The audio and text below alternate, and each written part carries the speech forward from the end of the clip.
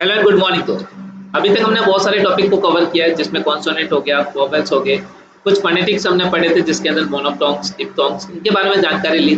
आज अपन कुछ common sound देखने वाले हैं जिसके अंदर आप देखने वाले हो कि किस तरीके से कॉमन साउंड के अंदर एक्सपेंशन होते हैं और हम किस तरीके से प्रोनाउंसिएशन करते हैं।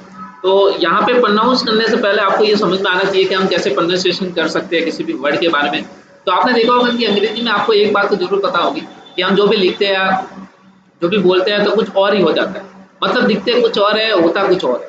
अब कॉमन साउंड में यही अपन को देखना है कि एक्चुअल में ऐसे कितने वर्ड है जिनको अपन सही से प्रोनाउंस कर सके और अपन एक इंग्लिश की शुरुआत कर सके स्पोकन में। तो आइए चलिए देखते हैं नेक्स्ट टॉपिक की ओर। यहाँ पे कुछ क्वेश्चन मार्क दे रखा है, मतलब कि कहने का मतलब ये है कि काफी सारे वर्ड ऐसे भी होंगे इनका मतलब बोला जाए वैसा नहीं लिखा जाए, है ना। जैसा बोला जाए वैसे लिखा नहीं जाता। काफी सारे ऐसे वर्ड भी आएंगे जो हम यहाँ पे देखेंगे, जिसमें आप पहला वर्ड यहाँ पे एक वर्ड देख सकते हो जिसमें देखो क्या लिखा हुआ है। इसको अपन आगे देखें तो सी लेटर से स्टार्ट हो रहा है और आपको बताया गया कि सी को क भी बोलते हैं और स भी बोलते हैं। अब मैं आपको बताऊं कि अपन इसको कॉर्नो कॉर्नोनेल बोले या कॉर्नोनेल बोले या कॉर्नोनेल बोले। अब बताइए कितने सारे तरीके से लोग इसको प्रोनाउंस कर सकते हैं, लेकिन सिंपल सी भाषा में बोले तो इसको बोला जाता है कर्नल। इसको क्या बोला जाता है? कर्नल। अब आप यहाँ पे ध्यान से देख सकते हो, यहाँ पे न तो आ रहा है, फिर भी वर्ड का जो प्रोनाउंस हो रहा है वो हो रहा है कर्नल। तो हमने देखा ना इतनी सारी स्पेलिंग में आर तो है ही नहीं, लेकिन बोलते वक्त हम आर यूज कर रहे हैं। तो इस तरीके से कुछ कॉमन साउंड होते हैं जिसमें बोला कुछ जाता है, होता कुछ और है। यही मेरे कहने का मतलब था। इसीलिए why are English word like the. और ऐसे वर्ड इंग्लिश में क्यों हो जाते हैं हमें नहीं पता, लेकिन काफी सारे ऐसे वर्ड है जो ऐसे ही बोले जाते हैं और आप भी बोलते आए हो, है ना। क्योंकि यहाँ पे आर न होते हुए भी आप कर्नल बोल रहे हो। आइए चलिए आगे टॉपिक के अंदर। यहाँ देखिए पहले आपको पता ही था कि इंग्लिश आज इंटरनेशनल लैंग्वेज है और इंटरनेशनल लैंग्वेज से पहले लैटिन और फ्रेंच चलती थी और आज भी चलती है, ऐसा नहीं है, आज भी चलती है। लेकिन बहुत सारे ऐसे वर्ड है जो वहाँ के वर्ड डिफरेंट है और यहाँ के वर्ड डिफरेंट है और काफी वर्ड के अंदर चेंजेस आ गए और उसी वर्ड की वजह से आज अपन कई वर्ड को डिफरेंट साउंड की तरह बोलना शुरू करते हैं और इसमें कुछ कॉमन टिपिकल साउंड है जो मैं लेके आया हूँ। तो आइए अपन देखते हैं कि टी एच जो जिसका हिंदी के अर्थ होता है थ, इसे थ कब बोलते हैं और द कब बोलेंगे। तो अब देखिए जब टी एच हमारा जो है वो दो वोवेल्स होते हैं, vowel sound A E I O U, इनके बीच में आ जाता है तो यह हो जाता है द। जैसे कि देखिए एम और टी एच आ गया और ई और ओ के बीच में आ गया, मतलब वोवेल साउंड है, यानी मदर। क्या बोलेंगे? मदर। उसी की तरह बॉदर, बॉदर। इसी की तरह वेदर, वेदर। इसी की तरह बैक, बैक।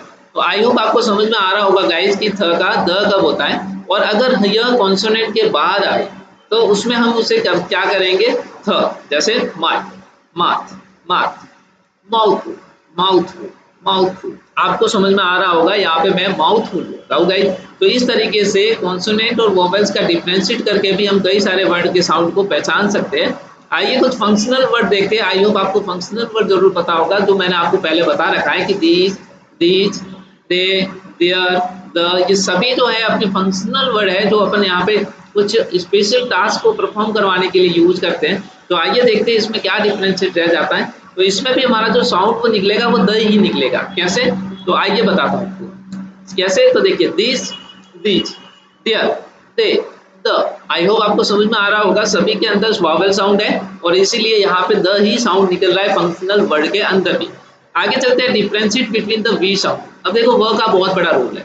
कभी कभी वह आगे आ जाता है तो अपन वह जरूर बोलते हैं, बीच में आ जाता है तब भी वह बन जाता है, लेकिन यदि वर्ड के एंड में आता है, अंत में आता है, तो कभी कभी ये क्या करता है? आईवीएस की साउंड देता है या फिर वीई बन जाता है। तो आइए देखते हैं किस तरीके से ये साउंड देता है। माइट भी आईवीएस माइट भी होता है, मतलब लगभग लगभग होता है, लेकिन वीई की साउंड जरूर प्रोनाउंस होता है।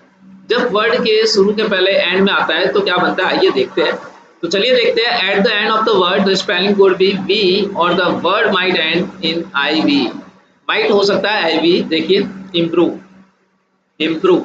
आप देख रहे हो इम्प्रूव, बी ई बन गया ये एट्रैक्टिव, एट्रैक्टिव, आई वी बन गया एट्रैक्टिव।